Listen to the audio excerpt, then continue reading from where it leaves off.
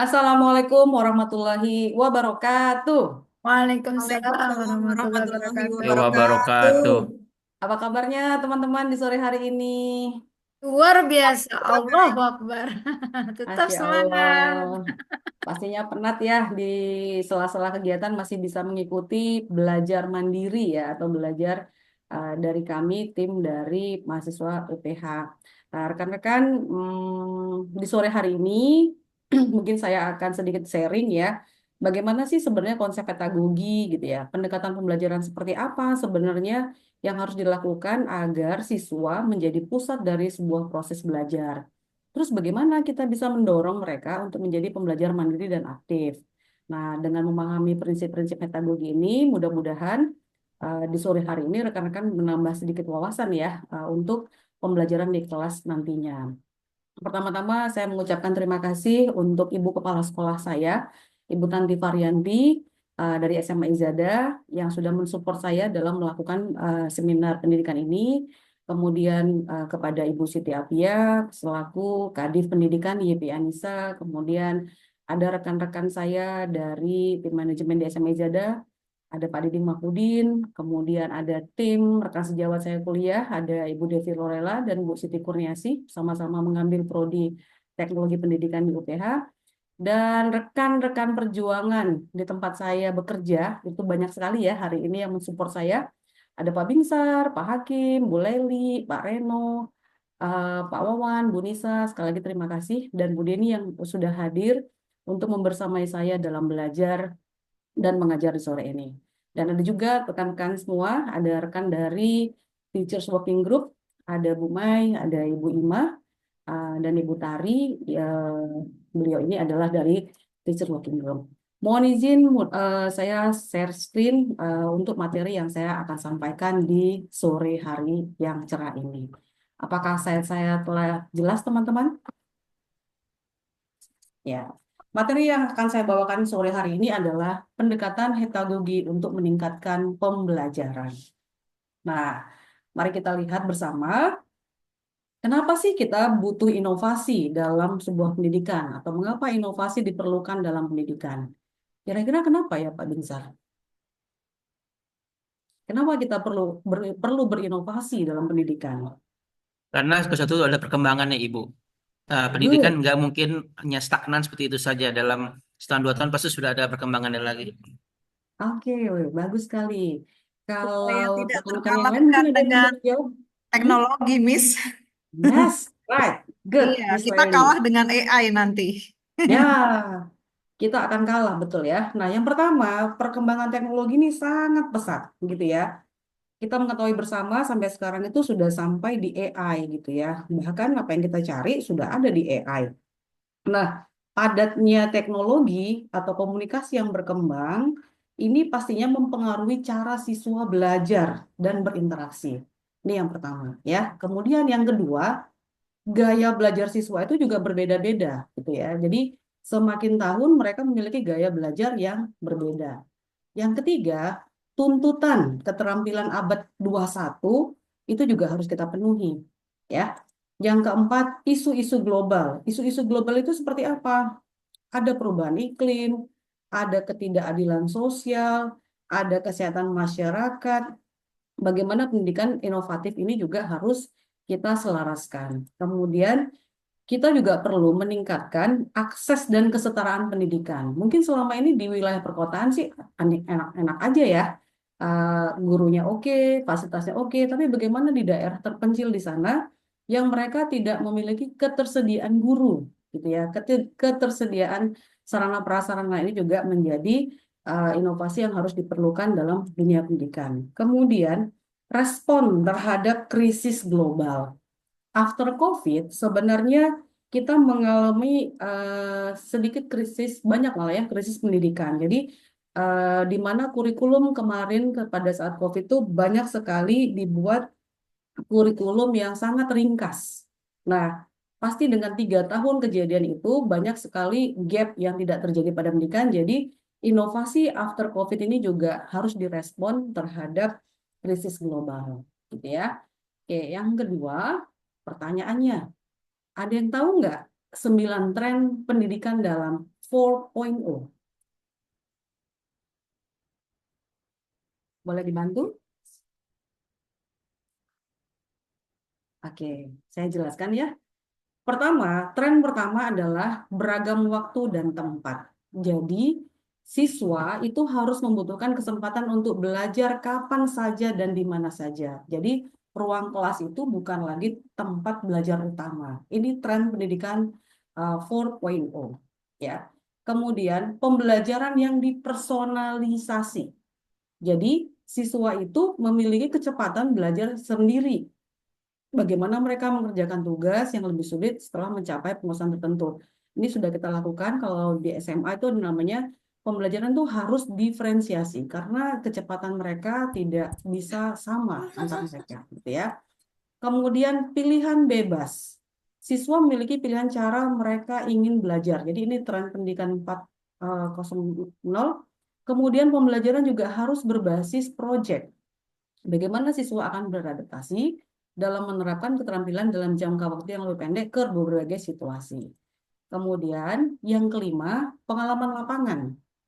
Siswa ini dihadapkan lebih banyak kesempatan praktek langsung dengan nyata. Contohnya magang, ini ya.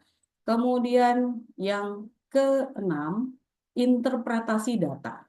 Nah, ini yang mungkin agak sering yang belum dipahami ya oleh anak didik kita. Mereka belum bisa menginterpretasikan sekarang semua sudah sistemnya mesin gitu ya. Tapi bagaimana mereka menerapkan keterampilan analisis berpikir kritis untuk memprediksi tren di masa depan. Kemudian sistem ujian akan berubah. Kalau dulu kita dinilainya lebih ke nilai sumatif gitu ya. Nilai di mana di akhir dapat ujian gitu kan. Tapi sekarang harus dinilainya berdasarkan proses. Bagaimana mereka saat belajar. Nah, itulah yang harus dilakukan di tren pendidikan 4.0. Kemudian ada kepemilikan siswa. Jadi siswa itu sebenarnya tergantung sama mereka sendiri cara belajarnya, bukan tergantung dari cara gurunya, gitu ya. Kemudian yang terakhir adalah teman sebaya dan bimbingan. Jadi di sini karena meningkatnya kemandirian siswa yang seharusnya di tren 4.0, maka pendampingan akan menjadi hal mendasar bagi keberhasilan siswa. Nah, disinilah bimbingan guru, gitu ya, sebagai coach itu sangat diperlukan pada tren pendidikan 4.0 ya teman-teman ya, sebelum kita masuk sampai di heterogi. Kebetulan terus bagaimana dengan kerangka kerja pendidikan 4.0 dalam forum ekonomi dunia ya, yang dicermati adalah ada keterampilan dasar atau konten, kemudian ada pendekatan umum belajar atau pengalaman. Nah, di sini kita lihat mereka memiliki keterampilan dasar bagaimana mereka terampil sebagai berkewarganegaraan global. Nah, di sini dilihat, nah tadi mereka harus memiliki pembelajaran yang semuanya dipersonalisasi sesuai dengan kecepatan belajar sendiri. Ini pendekatan umumnya, gitu ya. Kemudian yang kedua, keterampilan inovasi dan kreativitasnya bagaimana? Itu kontennya. Pendekatannya sebagaimana? Pembelajarannya harus yang dapat diakses kapanpun dan inklusif, gitu ya. Kemudian yang ketiga, keterampilan teknologi. Keterampilan teknologi ini bagaimana konten pembelajarannya juga berbasis masalah dan kolaboratif. Nah, pendekatan umumnya pembelajarannya berbasis masalah dan kolaboratif pastinya. Nah, yang keempat, keterampilan interpersonal. Ya, keterampilan interpersonal ini pembelajaran itu harus seumur hidup dan berpusat pada siswa. Nah, di sini bisa dilihat pendekatannya juga bagaimana mereka belajarnya juga seumur hidup dan kepada siswa. Nah, teman-teman, tantangannya apa? Kenapa kita kok harus belajar sampai ke heterogi gitu kan ya? Inilah tantangan yang dihadapi oleh siswa remaja ya. Dari berbagai jurnal yang saya baca gitu ya, kita bisa melihat di sini ternyata sampai di tahun 2024 dalam pembelajaran itu hanya 30% siswa saja yang aktif diskusi di kelas. Apakah terjadi seperti itu, Miss Leli? Ya, benar ya, ini tantangan ya buat kita bersama ya. Kemudian, 70% sebenarnya menganggap bahwa metode pembelajaran yang ada di Indonesia itu masih satu arah. Ini cukup besar ya jumlahnya ya. Jadi hanya 70% siswa itu menganggap pembelajaran di Indonesia itu atau guru-guru yang diberikan itu sebenarnya masih banyak pembelajaran satu arah. Lewat apa? Ceramah, dominannya seperti itu. Kemudian ada 25% siswa merasa bahwa gaya belajarnya mereka perlu merasa ini maksudnya gaya belajarnya merasa diperhatikan. Hanya 25% siswa gitu ya. Kalau di kelas itu yang merasa bahwa iya saya cocok nih gaya belajarnya seperti itu. Kemudian ada 40% siswa remaja memiliki tingkat stres yang tinggi yang berdampak pada kesehatan mental. Maka sekarang tuh musim tuh ya disebutnya mental health lah seperti itu gitu ya. Nah, kemudian ada juga tantangannya adalah keterbatasan interaksi sosial. Nah, dari tantangan-tantangan yang dihadapi ini, maka kita perlu lagi mendalami teori-teori yang sudah mungkin teman-teman ketahui ya. Saya di sini bukan sebagai mengajarkan, tapi sekedar sharing, mungkin nanti sama-sama teman-teman juga berinteraksi di forum diskusi. Nah, kita lihat ya. Setelah itu, saya mau tanya ini teman-teman, boleh lewat chat kali ya, atau scan barcode ini.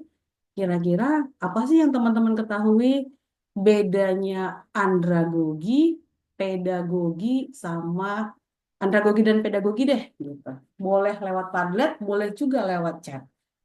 Silahkan teman-teman berpartisipasi.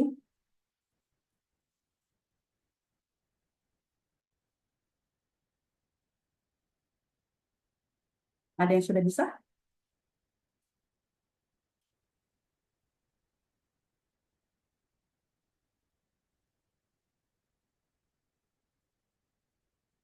Ya, bacakan ya. Oke. Boleh lewat chat juga ya. Saya coba share screen, saya stop share. Kita lihat Padletnya.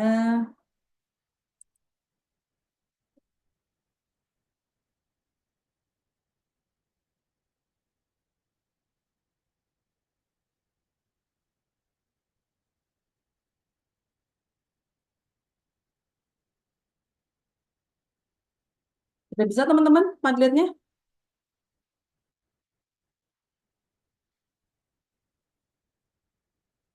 Oke, boleh Bu Pia deh. Kalau begitu, silakan Bu Pia mungkin eh, bisa mengungkapkan apa sih Bu bedanya andragogi dengan pedagogi? Silakan Ibu Pia. Terima kasih, Miss Anita. Mohon izin off-cam ya, Miss. Baik, Miss. Ya, dan nanti tolong diluruskan kalau masih kurang tepat. Yang saya pahami, andragogi itu adalah pendekatan pembelajaran untuk orang dewasa, gitu ya. Sementara untuk pedagogi itu sendiri adalah keterampilan mengajar, gitu. Eh, jadi pedagogi keterampilan mengajar ini kan luas ya, bisa untuk yang anak-anak, kemudian untuk orang dewasa. Nah, kalau andragogi itu lebih difokuskan kepada pendekatan orang dewasa. Demikian Miss Anita, terima kasih.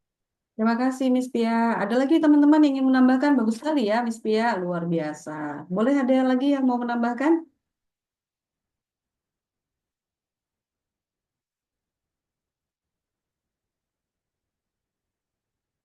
Tadi pertama-tama saya melihat Bu Sri Herlina raise hand deh.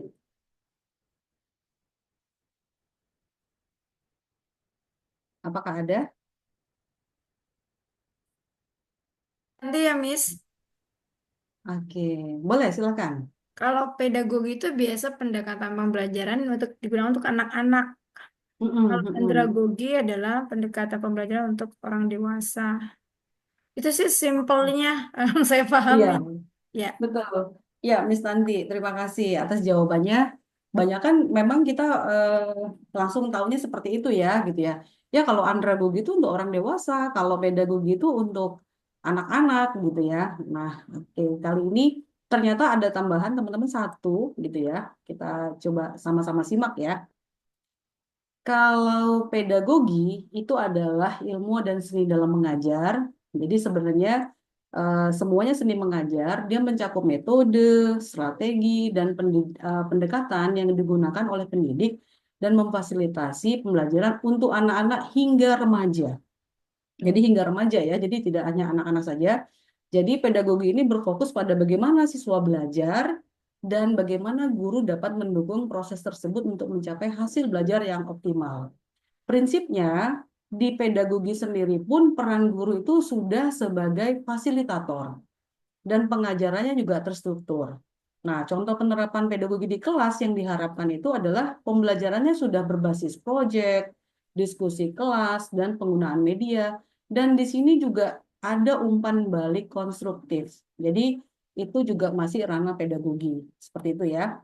Nah, sedangkan andragogi tadi ya, seni dan ilmu dalam mengelola pembelajaran orang dewasa gitu. Jadi eh, prinsip dasarnya andragogi bagaimana orang dewasa memiliki kemandirian dalam pembelajaran, pengalaman sebagai sumber pembelajaran, kesiapan untuk belajar, orientasi pada masalah, memiliki motivasi intrinsik, dan kebutuhan untuk menghargai diri. Jadi kita semua yang ada di sini sebenarnya sudah harusnya masuk ke pembelajaran andragogi. Nah, bagaimana contoh penerapan andragogi kalau kita belajar dengan orang dewasa? Di sini kita harus memilih topik proyek yang ingin dikerjakan itu seperti apa, kemudian sistemnya itu adalah berbagi pengalaman belajar.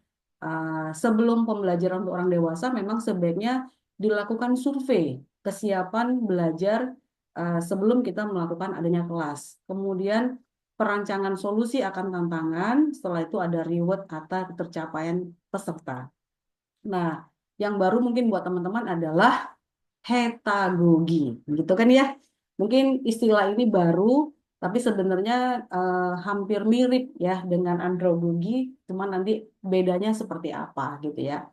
Hetagogi ini dari bahasa Yunani yang artinya diri, ya. Oleh dan Kenyon tahun 2000 itu didefinisikan bahwa bagaimana pendekatan pembelajaran itu bisa mandiri dan pengelolaannya pembelajaran ini oleh siswa.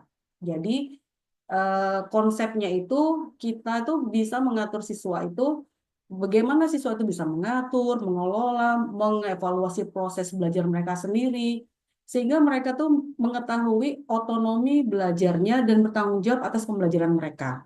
Jadi di hetagogi ini bagaimana siswa itu menjadi pembelajaran sumber hidup yang aktif dan reflektif.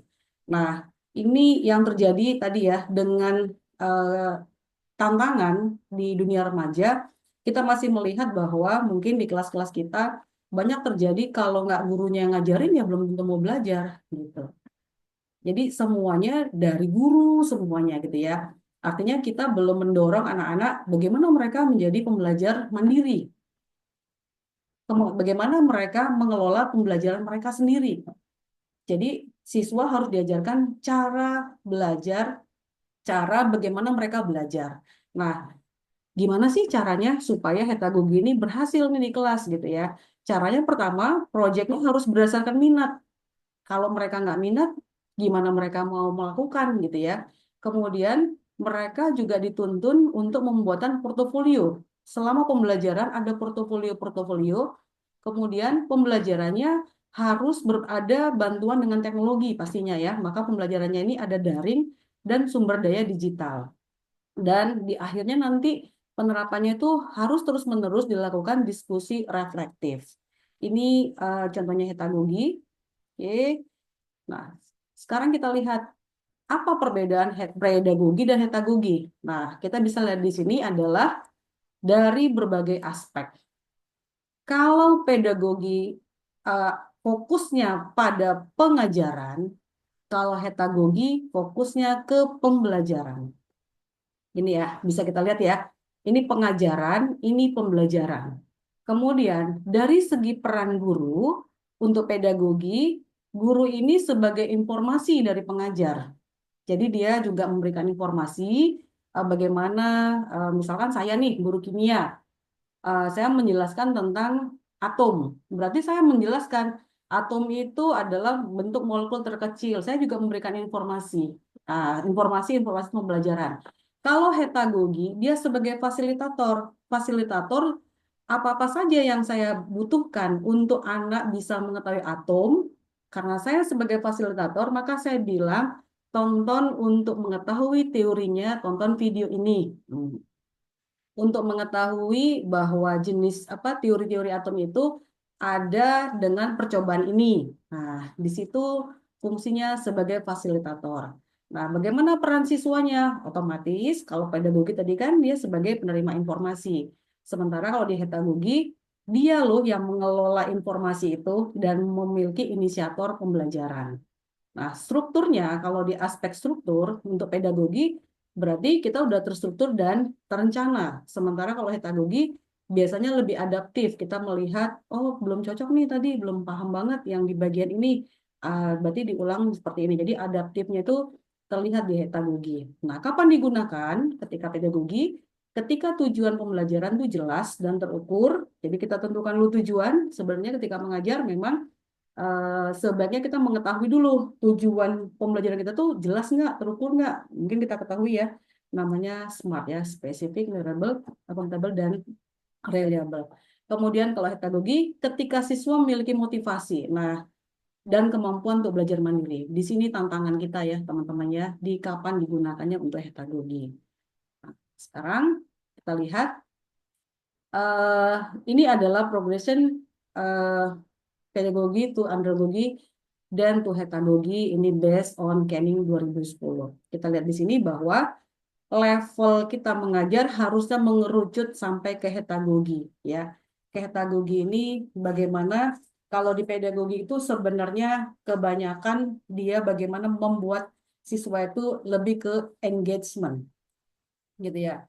Bagaimana berinteraksi ketika di pembelajaran. Jadi tahapan-tahapan remaja kita tuh masih di di level seperti ini gitu ya. Jadi eh, kedewasaan mereka untuk sebagai belajar itu sebenarnya masih kurang. Kemudian otonomi mereka belajar juga masih kurang. Jadi kenapa orang remaja juga harus dipaksa tadi ya, mereka harus bisa sampai ke pedagogi karena tuntutan tadi ya, tuntutan pendidikan yang tadi ya 4.0, kemudian ekonomi itu juga masih tinggi. Kemudian ketika kita sudah sampai di sebenarnya kalau di pedagogi ini kita bisa melihat bahwa instruksinya, kontrol dan course structuring-nya itu banyak sekali gitu ya. Jadi eh, di sini tuntutan guru ngasih tahu ini, ngasih tahu ini, ngasih tahu ini gitu ya. Kalau kita terus-terusan seperti itu berarti masih pembelajaran learner maturity-nya masih terlalu rendah di sini, negatif ya.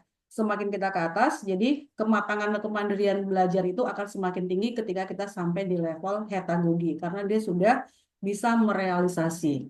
Ketika dia sudah sampai, jadi ini ya, pertama keterlibatan dalam pembelajaran itu anak-anak itu seharusnya tinggi.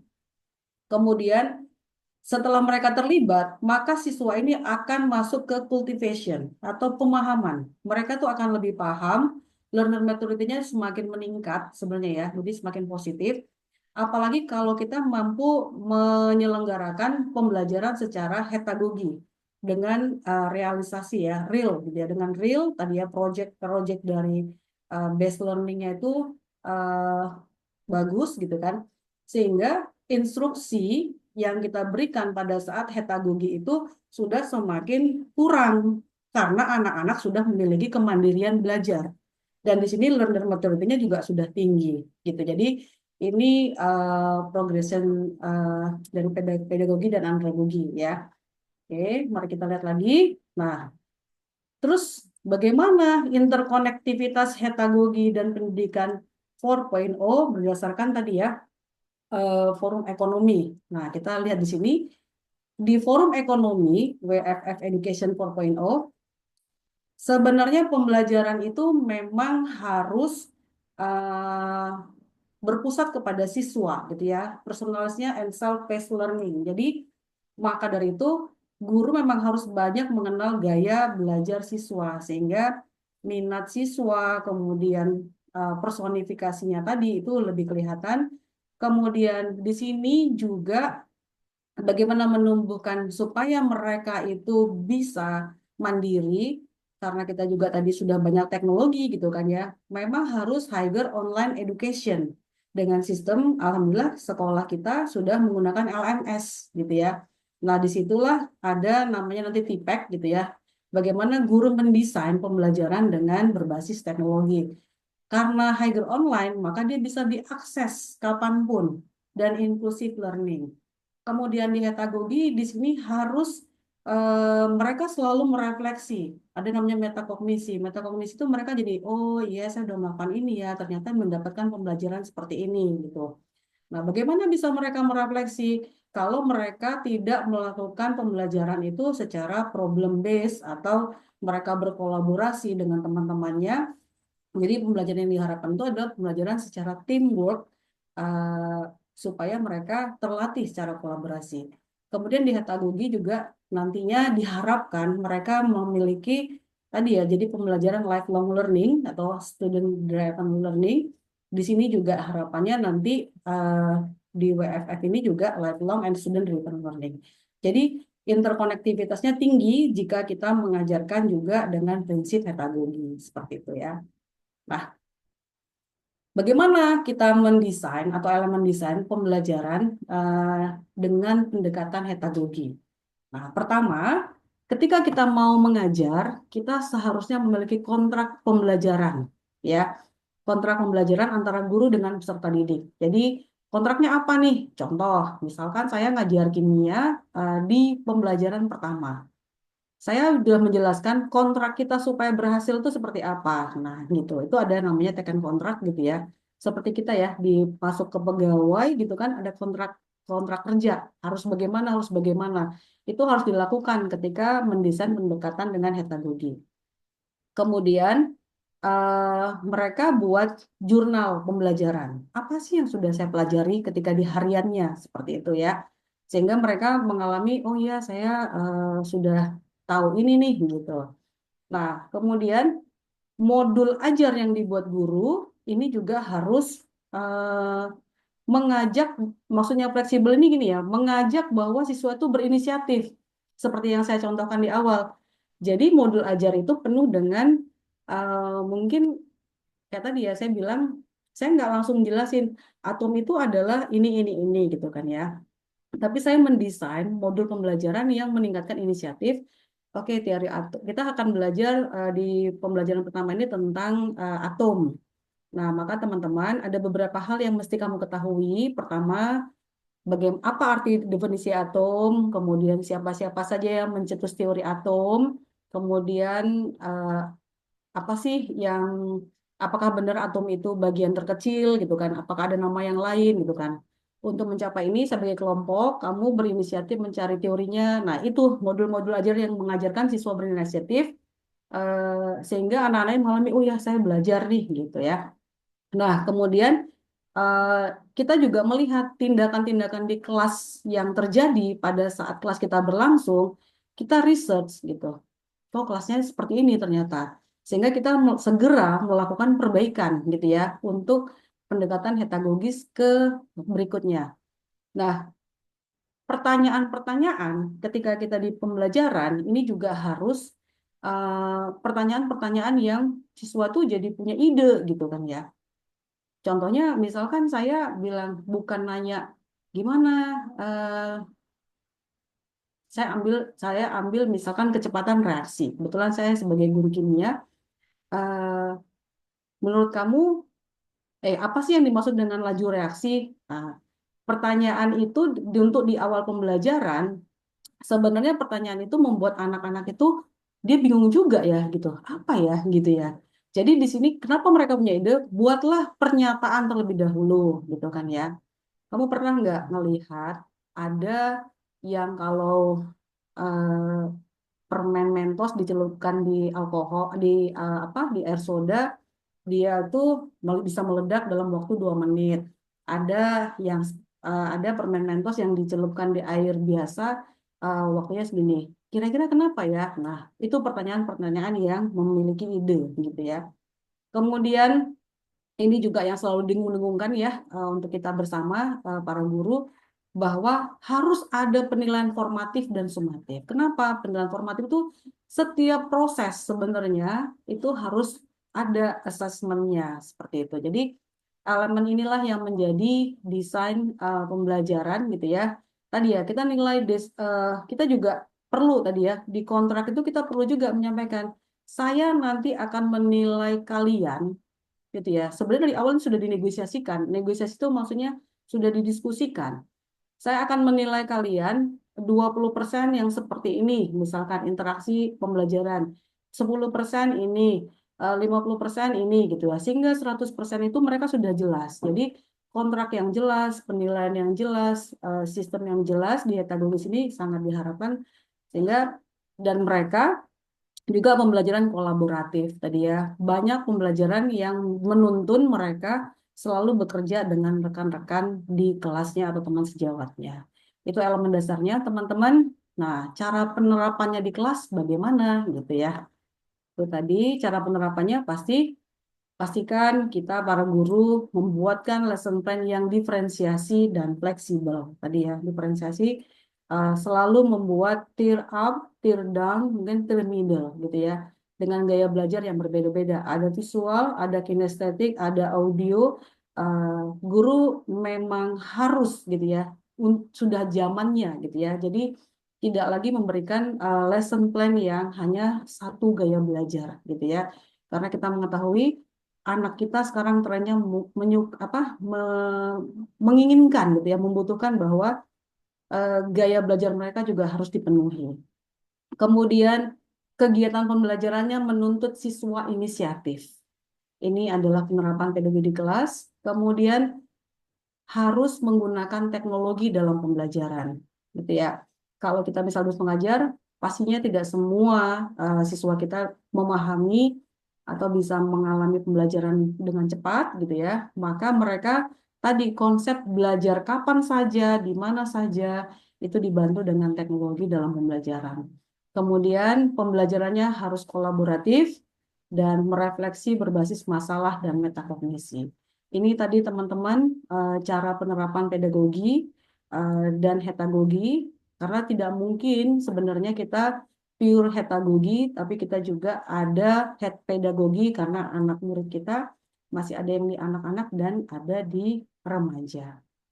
Oke, itu mungkin yang bisa saya sampaikan ya. Ini ada beberapa contoh sekolah yang sukses dengan pendekatan hetagogi. Kita lihat ya, ada sekolah Green School di Bali, gitu ya. Mereka sukses itu, mereka selalu membuat proyek yang berkaitan dengan lingkungan dan keberlanjutan. Jadi topik-topik mereka sampai mereka bisa milih sekolah Green School itu karena mereka tidak belajarnya di kelas tapi di luar kelas gitu ya. Penekanannya pada pembelajaran pengalaman langsung. Kemudian ada sekolah di San Diego, California, Amerika Serikat. Bagaimana cara mereka menerapkannya? Jadi semua siswa memang terlibat dengan proyek yang relevan dengan dunia nyata, di mana mereka memilih topik, merancang solusi, dan mempresentasikan hasil kerja mereka. Jadi di sini siswanya juga didorong untuk mengevaluasi proses belajar mereka sendiri. Nah, yang ketiga ada sekolah Pioneers Academy di Dubai, gitu ya. Ini sekolahnya berbasis project, gitu ya, sehingga anak-anaknya bisa lebih mandiri dan berfokus pada pengembangan keterampilan abad ke-21.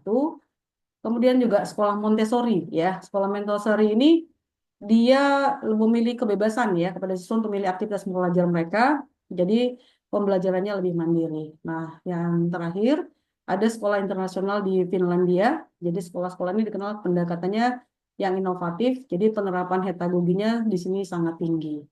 Itu ya teman-teman. Nah, kali ini saya mau ngajak teman-teman diskusi nih untuk teman-teman yang ada di 23 partisipan. Nah, forum diskusinya saya beri waktu nanti teman-teman 10 menit di breakout Zoom, di breakout room ya. Caranya teman-teman coba dicatat dulu gitu ya. Apa sih menurut teman-teman tantangan utama yang kita hadapi saat ini kalau kita ingin menerapkan prinsip pedagogi di kelas? Terus gimana teman-teman melihat penerapan pedagogi di berbagai tingkatan pendidikan? SD, SMP, SMA, dan perguruan tinggi untuk saat ini gitu ya. Terus gimana teman-teman membayangkan perkembangan heterogogi dalam pendidikan di masa depan? Kalau kira-kira heterogogi ini diterapkan gitu ya, terus-terusan gitu kan, gimana masa depannya ya kira-kira gitu ya, untuk Indonesia ya pastinya ya. Kemudian apa langkah-langkah yang perlu diambil oleh lembaga pendidikan untuk mengintegrasikan heterogogi secara luas? Cukup jelaskah teman-teman pertanyaannya? Jelas ya? Oke, kalau jelas saya akan berikan, ini ngacak ya, nanti teman-teman akan join di apa namanya, di breakout-nya. Saya pilihkan dulu ya, breakout.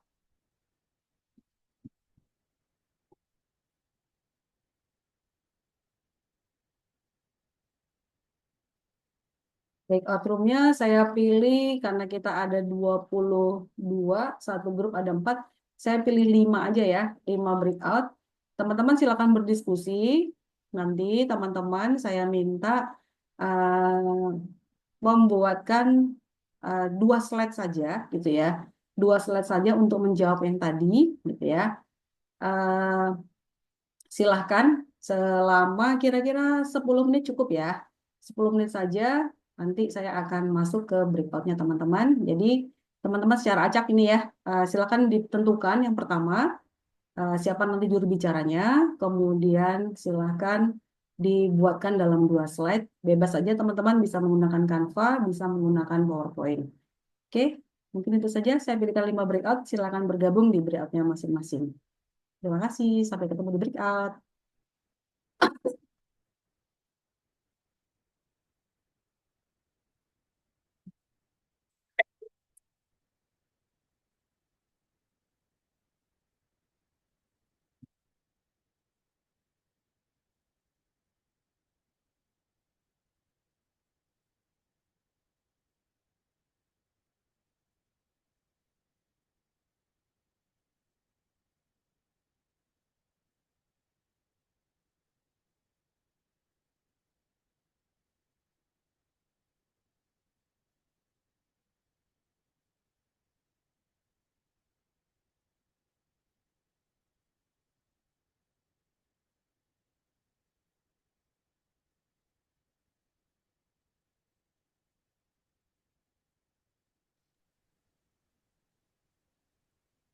Aku pindah kemana?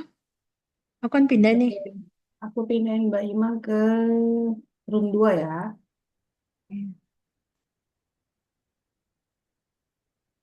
Bu Anita, Ya, Bu. saya baru sampai rumah ini. Dari tadi videonya loading nggak jelas karena sempat terputus. Baru sampai rumah belum Ah, valid. Aku tak salah dulu ya. baik, Bu. Ya, makasih. Sama-sama. Ibu Minarsi boleh di room 4.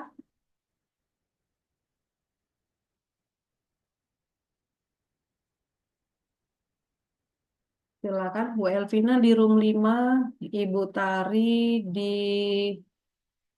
room 4. Oke. Ya. Ibu Naziat di room 4. Silakan, Ibu.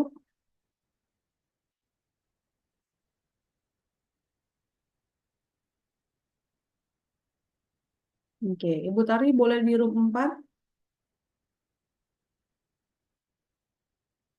Saya jalan-jalan dulu ya ke room 3.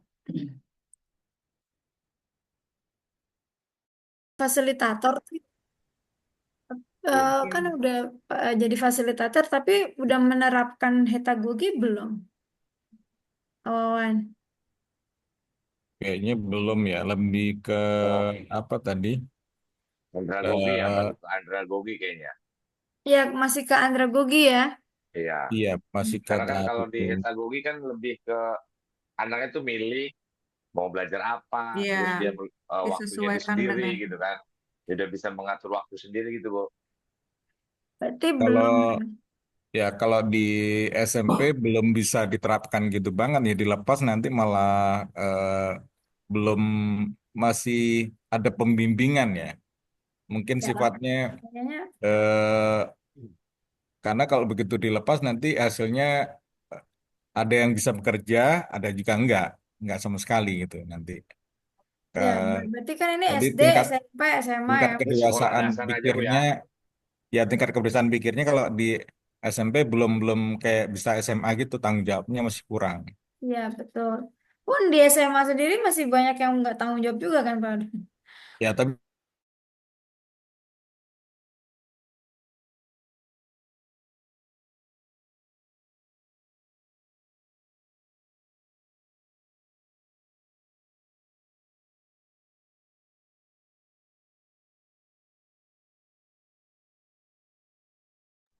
Itu ya Pak.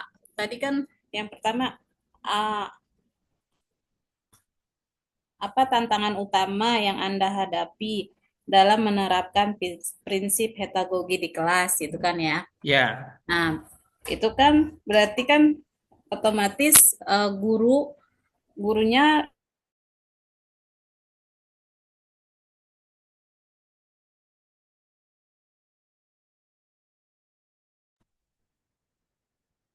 Gimana Pasca diskusinya dengan Bu Minarsi?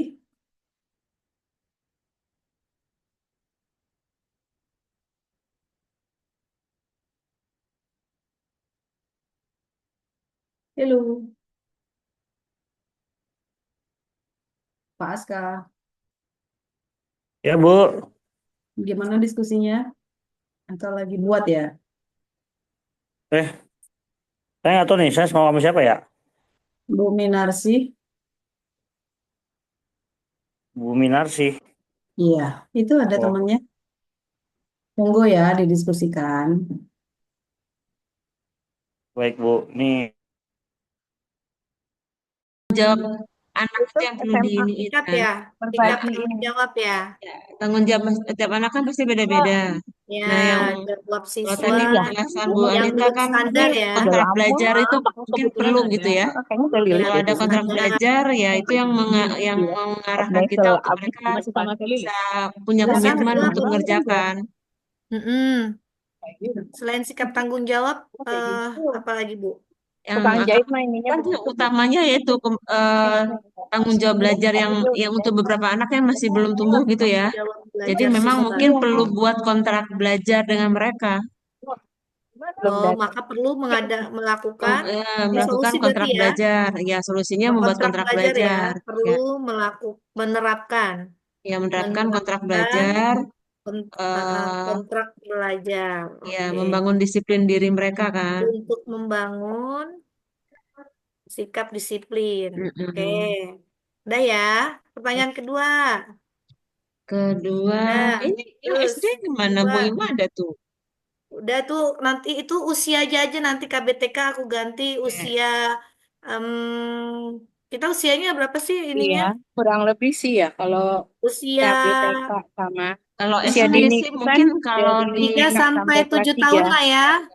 Eh 8 kelas tahun, 3 apa? 8 tahun. ya Oke. kalau Oke, SD siap. mungkin 4 5 6 udah bisa sih. Ya, Iya. dengan kadar yang berbeda dengan tingkat yang lebih tinggi barangkali itu masih bisa gitu ya. Iya, betul. Mm-mm. Oke, pertanyaan kedua apa, Bu? Boleh dibantu? Ya sebenarnya udah masuk ke sini nih. Udah include tuh kan kalau pertanyaan kedua penerapan pedagogi di berbagai tingkat pendidikan. Kalau tadi kan tantangannya. Iya, iya. Pertama Oh kan iya. tantangan. Yang kedua Nah, apa tadi tuh? udah include ya. Udah kebaca di situ ya. Kayaknya udah karena kita udah Udah langsung sekaligus ya. dipisah. Karena kalau tantangannya kalau kita di SMA itu memang kan satu ada anak-anak yang tanggung jawab belajarnya belum tumbuh, sikap belajarnya belum bagus, motivasi belajarnya masih ya Udah ya. kan ya sama aja kan dengan anak di tingkat di Yang bawah. bawah rendah Bertambah usia kan tingkat kemampuan untuk mereka punya tanggung jawab belajar itu semakin tinggi kan. harusnya. Ya, ya Betul. harusnya. Jadi kalau anak kelas 10 dengan anak kelas 11 tuh pasti kita kalau kita ngajar pasti beda banget tuh. Hmm. Berasa tanggung jawabnya masih bagus anak kelas 11. Naik ke kelas 12 lebih jauh lebih baik lagi gitu kan. Oh ya. Tantangannya kalau menurut aku sih lebih itu yang membangun apa namanya tanggung jawab diri untuk bisa lebih baik itu ya. Berarti ini pertanyaan 1 dan 2 ya. Iya. Tunggu aku Tantangan dan apa, lowbat Bu? nih sebentar. Tantangan dan apa yang pertanyaan kedua? Kedua itu tunggu Bu, aku ini Jadi ini pertanyaan 1 dan 2. kok dia masih. Oh ya Bu, ini apa apa ini aku punya sampai situ. Ini apa? Recording in progress. Pertanyaan apa aja? Bu Anita, mohon izin boleh kalikan lagi pertanyaannya, Bu? Oke, pertanyaannya, eh, apa tantangan utama yang Anda hadapi dalam menerapkan prinsip heterogogi di kelas?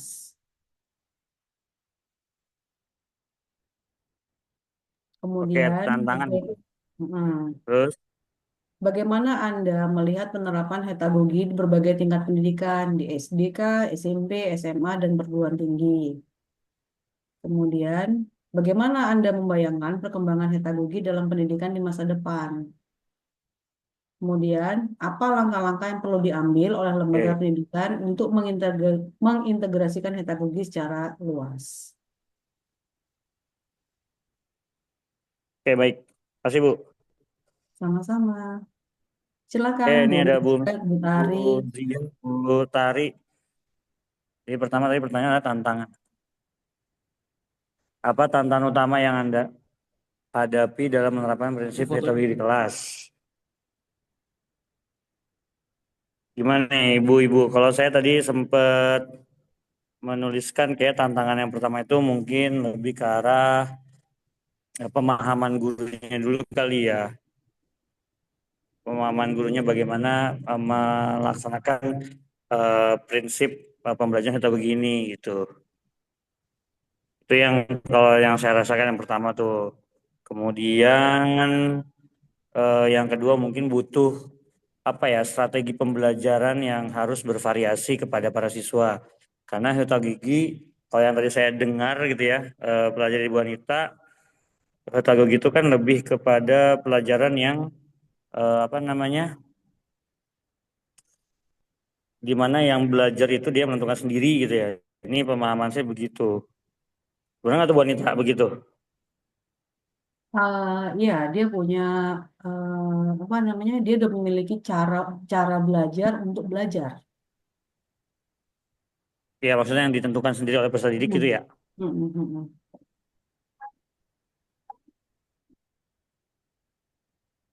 Gimana Bu yang lain ada tanggapan?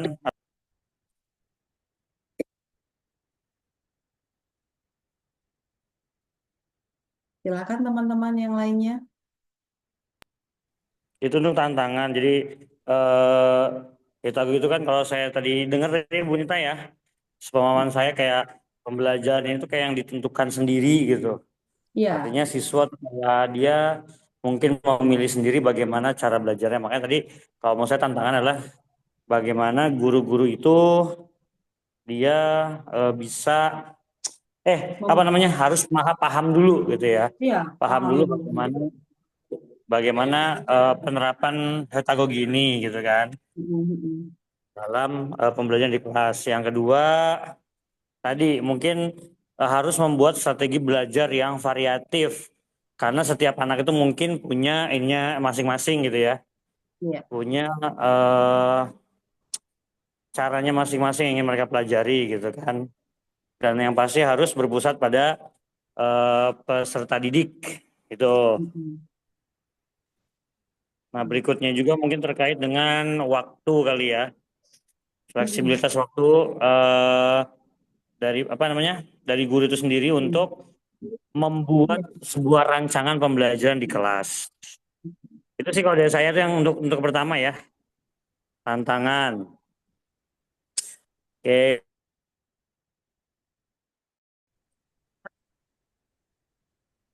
Oke, teman-teman. Gimana tadi? Bu tadi di grupnya? Seru? Bisa dari kawan tuh gua. Luar Oh, biasa ya? keren tuh Bu Dewanita. Iya. Kawan jadi jubirnya. Boleh, boleh, boleh. Kita tunggu ya peserta yang lain ya. Sudah saya eh, selesaikan recordnya.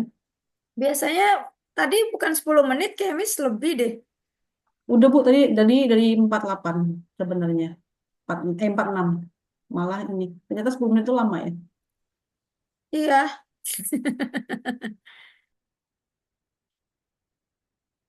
Oke.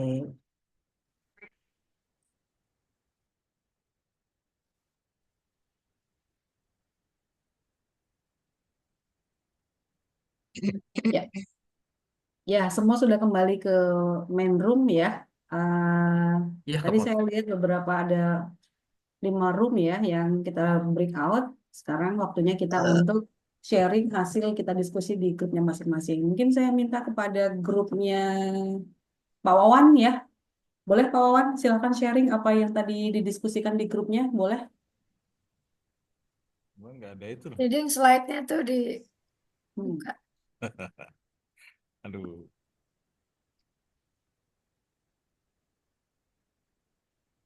Ya, Silakan Assalamualaikum Bapak Jubir. warahmatullahi wabarakatuh. Waalaikumsalam. Salam warahmatullahi wabarakatuh. Cuman tadi belum ketulis ini ya. Wah, yang ada di otak aja nih. Nggak apa-apa, monggo Pak. Ya, eh, yang pertama nanti mungkin Pak Diding, Bu Tanti, dan Bu Leli bisa menambahkan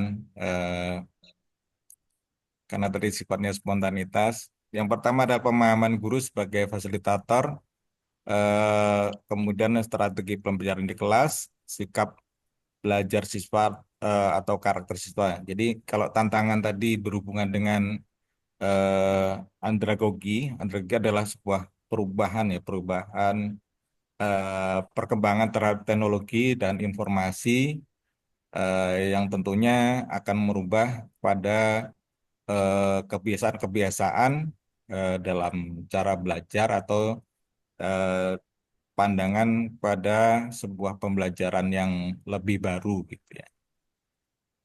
Maksudnya heterogogi maksudnya, bukan andragogi. Oh, ini yang andragogi, Ini tantangan heterogogi. heta kok ya. Pedagogi Pak Wawan. Ya, ya itu tadi maksudnya. Andra, pentagogi ya, ya, ya, andragogi yang tadi. Kemudian membayangkan penerapan itu dalam pendidikan masa depan. Menurut kelompok kami tadi berpikir bahwa ini sesuatu yang bagus karena dia tadi ada penyerapan dan berdampingan dengan teknologi yang semakin canggih. Eh, Namun yang perlu disikapi bahwa heterogogi ini untuk misalnya kalau diterapkan di seluruh Indonesia, mungkin kayaknya masih jauh ya, masih jauh belum. Tapi kalaupun mau di beberapa segmen atau eh, tingkat pendidikan atau di daerah-daerah tertentu, misalnya di perkotaan-perkotaan besar yang memungkinkan untuk diterapkan heterogogi, eh, itu mungkin eh, bagus dan memungkinkan untuk itu. Ini bisa diterapkan. Cuman harus dibuat tadi yang pertama adalah sistemnya, sistem yang apa namanya, yang mendalam terhadap heterogogi itu sendiri. Kemudian ada tenaga ahli yang Jadi itu lanjut yang berarti. tenaga ahli yang mumpuni di bidang hal-hal Oh, bukan tersebut. riset. Kemudian yang berikutnya adalah jadi setelah ada tenaga ahlinya, sistemnya jelas dulu, sistem dari pemerintah sendiri terhadap eh, model pendidikan yang heterogenik itu seperti apa, kemudian eh, tenaga ahli, dan baru ke penerapannya. Jadi bagus, cuman kalau untuk diterapkan di seluruh Indonesia, karena kita beragam budaya dan sosial budayanya, menurut kami masih jauh belum bisa diterapkan. Tapi kalau bisa diterapkan di kota-kota besar, memungkinkan, tapi dengan syarat catatannya seperti tadi. Itu menurut kelompok kami, Miss Anita. Ya. Terima kasih, berikan aplaus atau reaction love untuk kelompoknya Pak Wawan, Miss Tanti, Pak Diding, dan satu lagi tadi Miss Laili ya, Miss Laili ya. Terima kasih, mungkin tadi cukup satu dulu ya yang kita dengarkan gitu ya. Kita akan lihat ya. Sebenarnya tantangannya itu seperti apa sih gitu ya yang dihadapi gitu ya untuk menerapkan hetagogi gitu. Terima kasih untuk kelompok-kelompok yang lain. Mungkin nanti boleh di-share ya link yang sudah disampaikan di diskusinya. Mohon maaf kalau belum bisa kita bahas bersama diskusinya di sini gitu ya. Nah, kita lihat di sini bahwa eh, untuk menerapkan hetagogi ini tantangan penerapannya cukup tinggi sebenarnya, yaitu biasanya memang terjadi guru tuh menolak gitu ya, resistensi guru dan siswa itu terjadi gitu kan. Nggak bisa dong, ini kan anaknya harus menentukan pembelajarannya sendiri, anak-anak kan harus begini, siswa kan ada yang belajarnya begini, gaya belajarnya uh, itu terjadi gitu ya. Dari beberapa jurnal yang saya baca, dalam untuk menerapkan hetagogi ini biasanya melakukan itu dulu gitu ya, eh, baik guru maupun siswanya. Kemudian kita itu terbatas sumber dayanya gitu ya, nggak punya teknologi yang mumpuni, nggak punya apa namanya pengetahuan bagaimana menyelenggarakan pembelajaran tadi ya, mengajak anak-anak inisiatif gitu ya, mengajak anak-anak itu selalu berkolaborasi dan mengajak siswa-siswa kita itu menjadi center dari pembelajaran gitu ya. Ini tantangannya memang di hetagogi gitu ya. Terus bagaimana inovasinya gitu ya untuk bisa menerapkan hetagogi? Pastinya teman-teman hetagogi ini tidak bisa berdiri 100% gitu ya. Benar nggak? Hetagogi itu tidak bisa berdiri 100%. Tapi hetagogi itu memang harus kita lakukan, cuma persentasenya tidak sampai yang tinggi, sehingga tadi ya pembelajaran long life learning mereka itu harus sampai juga gitu ya. Selama ini kita selalu memberikan suapan ke anak-anak. Ini ya gitu ya. Mau belajar ini dikasih tahu, mau belajar ini jadi bagaimana melatih diri mereka untuk maju gitu kan ya. Cuman persentasenya ini mungkin yang harus kita lakukan sedikit demi sedikit gitu ya. Sehingga kemandirian anak bisa kita bayangkan ya, ternyata 35% tadi ya, interaksi, itu baru interaksi ya. Interaksi belajar di kelas itu baru terjadi di kita gitu ya.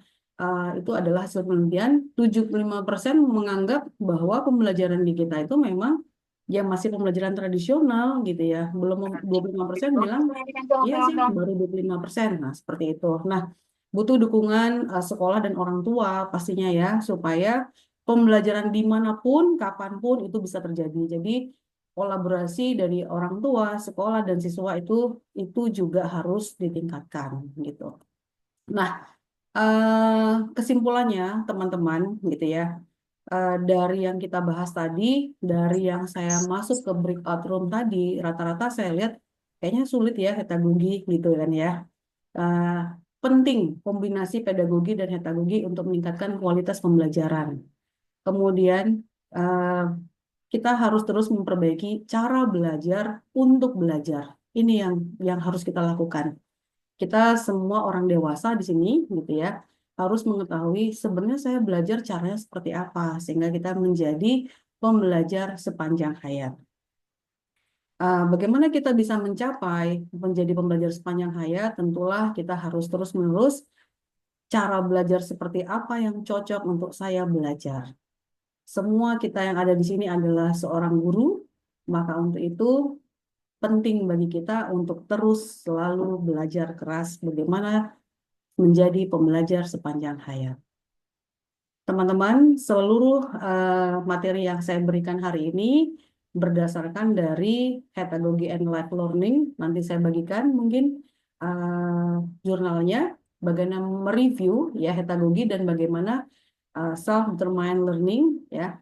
Kemudian bagaimana pentingnya kombinasi pedagogi dan pedagogi untuk meningkatkan kualitas pembelajaran.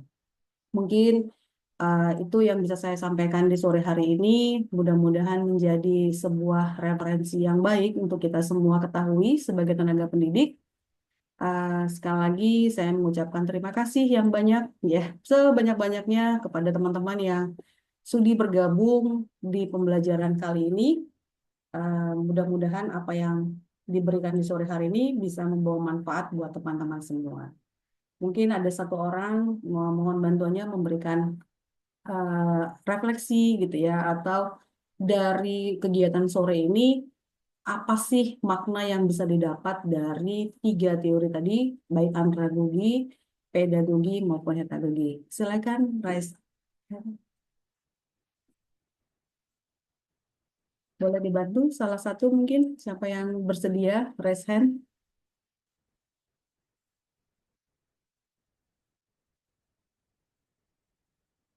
Ayo, dapat hadiah nih dari saya.